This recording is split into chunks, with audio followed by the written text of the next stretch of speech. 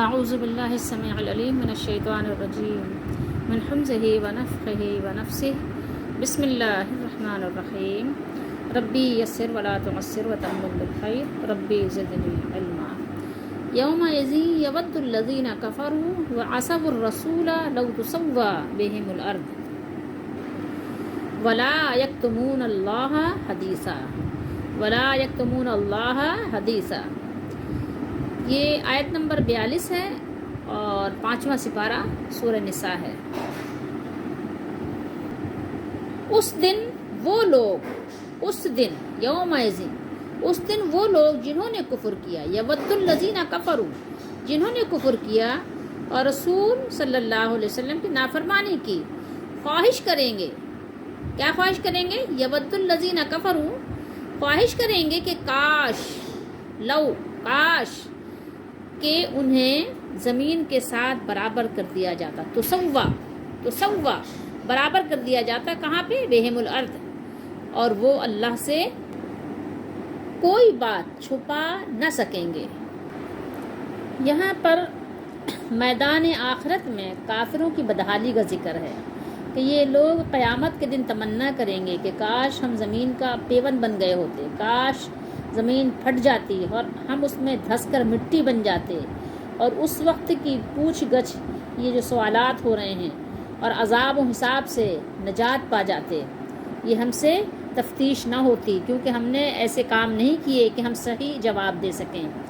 میدان حشر میں کفار دیکھیں گے کہ تمام جانور ایک دوسرے کے مظالم کا بدلہ دینے کے بعد مٹی بنا دیے گئے، تو ان کو حسرت ہوگی اور تمنا کریں گے کاش کہ ہم بھی مٹی ہو جاتے.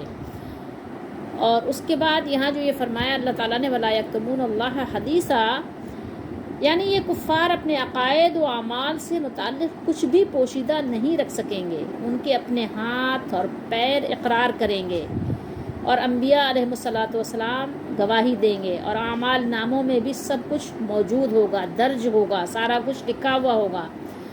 اس آیت اور ایک آیت اور ہے واللہ ربنا ما کننا مشرکین.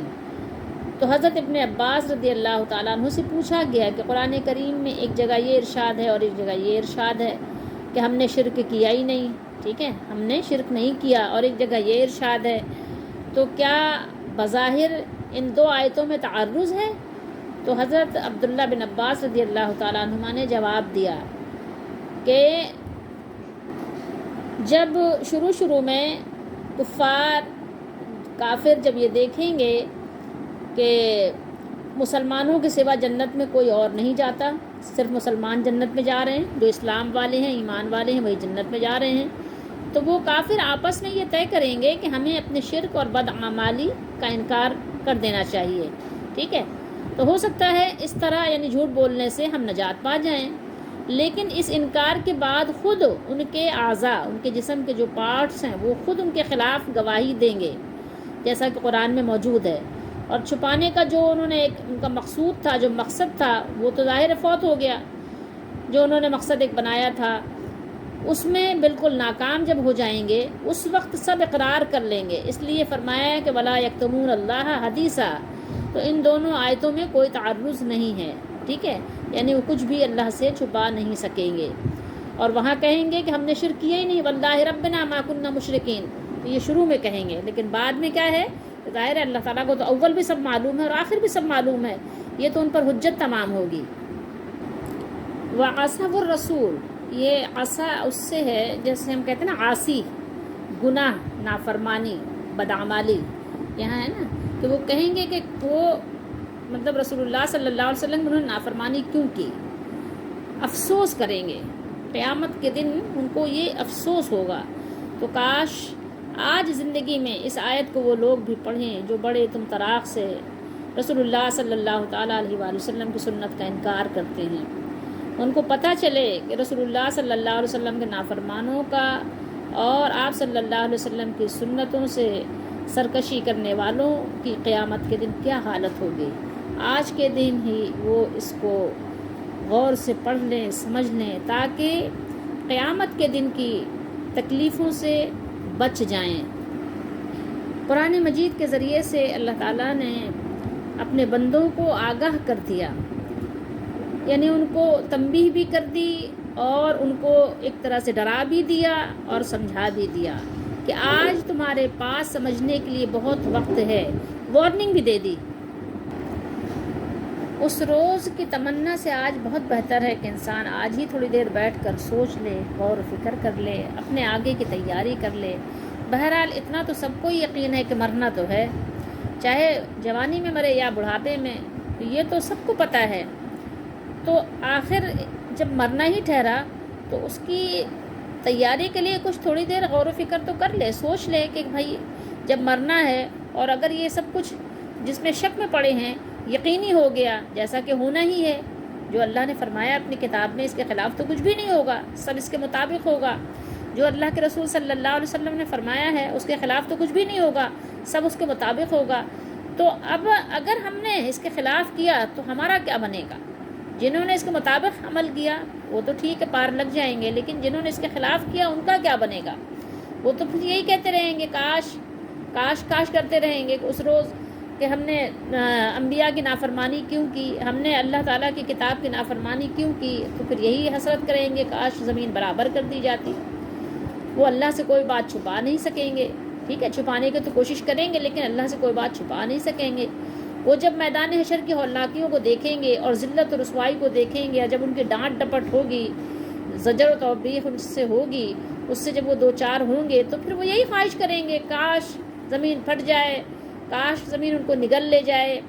یہ اسی طرح ہے جس طرح اللہ تعالیٰ نے سورہ نبا میں ارشاد فرمایا یوم ینظر المرء ما قدمت یداہ، جس دن انسان اپنے ہاتھوں کی کمائی کو دیکھ لے گا۔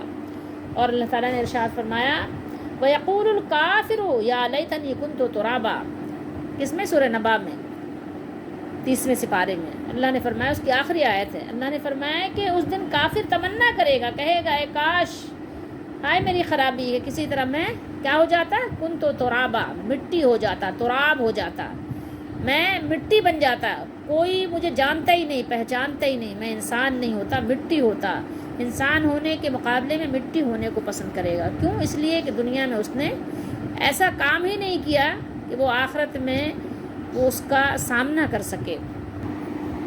یہ بخاری شریف ہے، حدیث نمبر ہے 4816۔ حضرت عبداللہ بن مسعود رضی اللہ تعالیٰ عنہ نے فرمایا کہ اور تم اس سے اللہ تعالیٰ سے اور تم اس بات سے اپنے کو چھپا نہیں سکتے، یعنی کوئی بھی بات اللہ تعالیٰ سے چھپا نہیں سکتے تھے کہ تمہارے کان گواہی دیں گے، یعنی الی آخرہ، آخر تک جو قرآن میں اللہ تعالیٰ نے بیان فرمایا حامیم سجدہ میں، ٹھیک ہے، کہ اس کے متعلق کہا کہ قریش کے 2 آدمی اور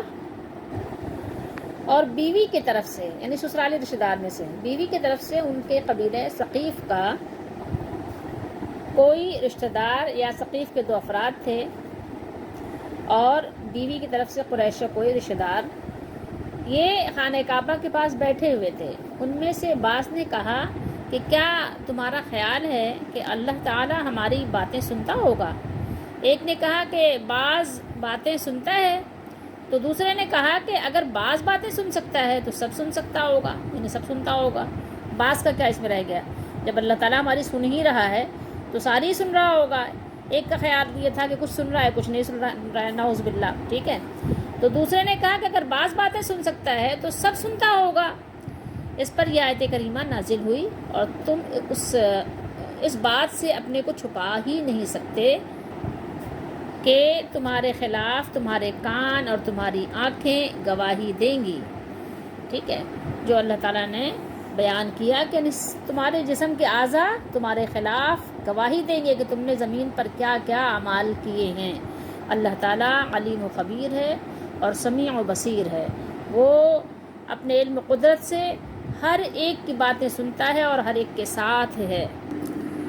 قرآن مجید کی آیات بینات نے بار بار اس بات کی وضاحت پیش کی ہے، بار بار اعلان کیا ہے، دلائل پیش کیے ہیں کہ اللہ سنتا ہے، جانتا ہے، باخبر ہے، علیم ہے۔ اللہ تعالیٰ نے اپنی صفات، اپنی تعریف بیان فرمائی ہے اور اس نے ہمیں آگاہ فرما دیا، اس نے اپنے بندوں پر احسان فرمایا، کتاب نازل فرما کر اور اپنے رسول بھیج کر اللہ نے بندوں پر احسان کیا۔ اللہ تعالیٰ ہم سب کو کتاب کھولنے کی، کتاب کو پڑھنے کی اور اس کو سمجھنے کی، کتاب و سنت کو سمجھنے کی توفیق عطا فرمائے، اس کے مطابق اپنی زندگی کو، اپنے اعمال کو سنوارنے کی، بنانے کی توفیق دے۔ اور بے شک اللہ اس کی دستگیری فرماتا ہے جو کوشش کرتا ہے۔ اللہ ہم سب کو کوشش کرنے والا بنائے اور ہماری ٹوٹی پھوٹی کوششوں کو قبول فرمائے اور ہمارے گناہوں کو معاف فرمائے۔